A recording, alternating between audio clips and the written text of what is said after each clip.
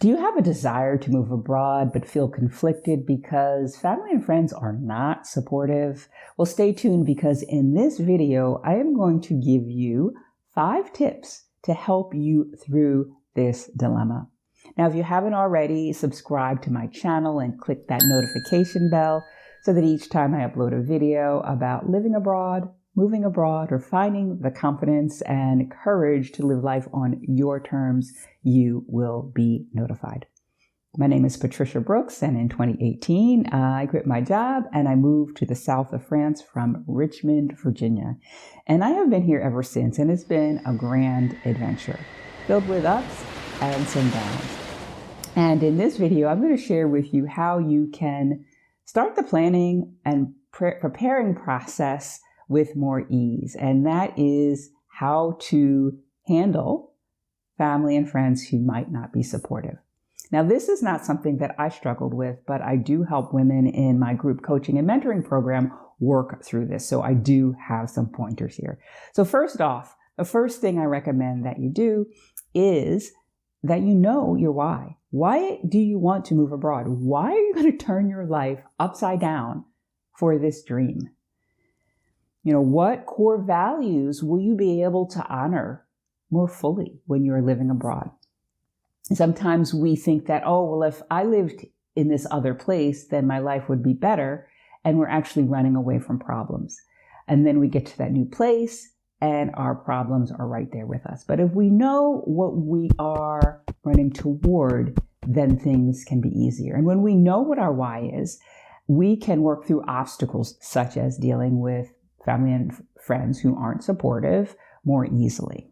All right, so that's number one. That's the basic thing you need to do. But then the second thing is to determine whether or not you are going to tell your family and friends of your plans. Now, there are 2 camps here with goals in general. One camp says, don't tell anybody, that's between you and the universe, and create a plan, work your plan, and work it quietly. And I think there are some benefits to that, because then you don't have to worry about other people's fears impinging on your dreams. You don't have to be influenced by people who are important to you, and you can kind of put your head down and do the work that is required. On the other hand, there's another camp that says, oh no, when you have a goal, you need to tell a lot of people, because in telling a lot of people, that will help you be held accountable. People will ask you how things are coming along. If you are a person of integrity and you have said this, you're going to have to follow through on that. And so that second camp believes that it's important to share. Now, there's not a right answer. And at some point, you will have to share your plans, whether that's when you are in your new country and you're calling them from there, or some point sooner than that. But which one you do and when depends on you.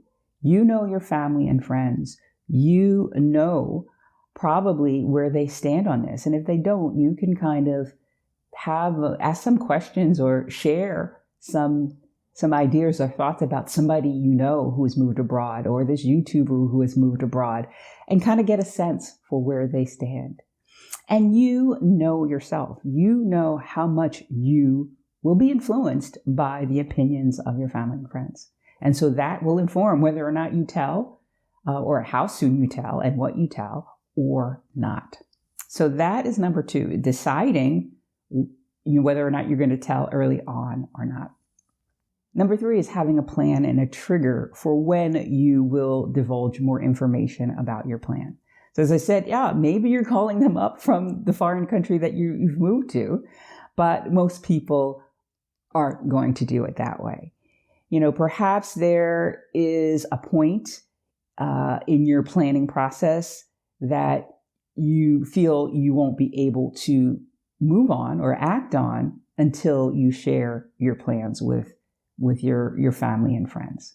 For example, in my program, there was a woman who, said, I have to tell my mom that I am planning this before I can buy my plane ticket for this exploratory trip, because it doesn't feel right to me not to tell her. So that might be the trigger is at what point will you not go any further or slow down your plans because you don't feel like you're being honest, right? That could be it.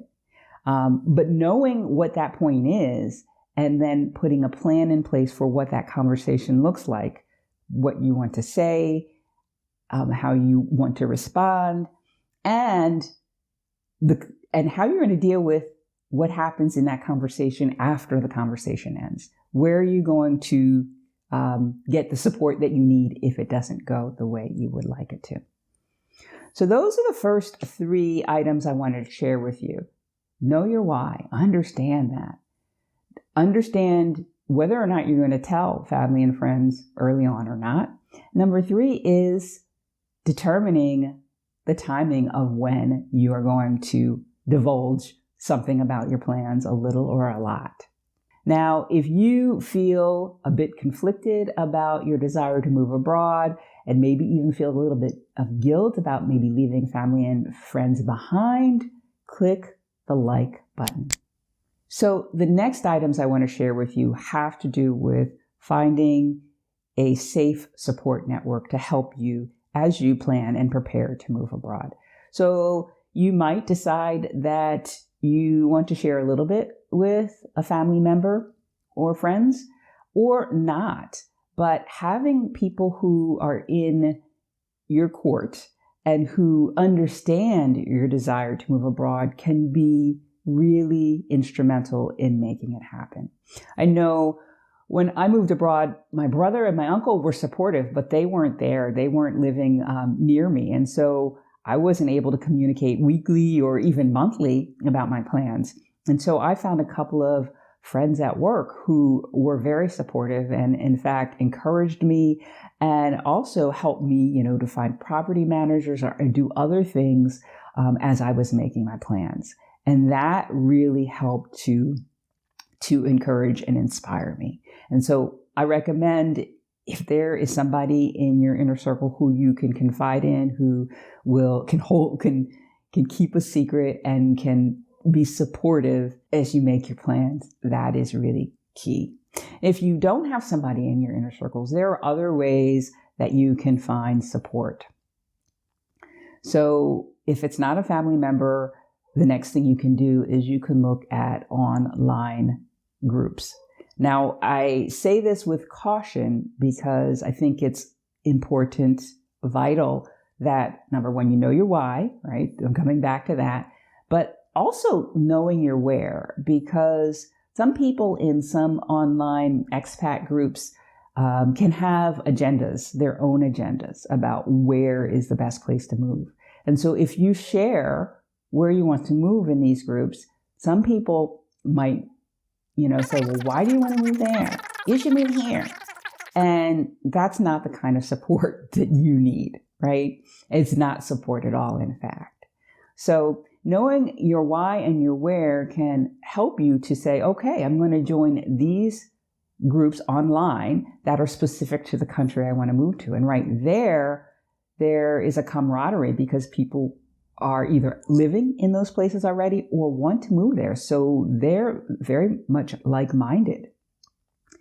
And so that is the caution I have with those online groups. I think they can be very helpful, but know your why, know your where.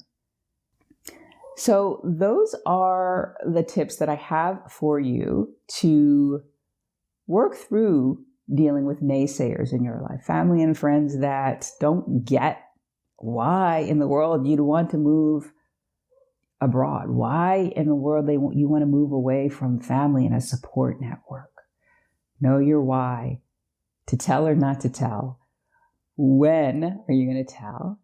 Having a support network that of 1 or 2 people that you can confide in, and reaching out to online groups that are like-minded once you know your why, once you know your where.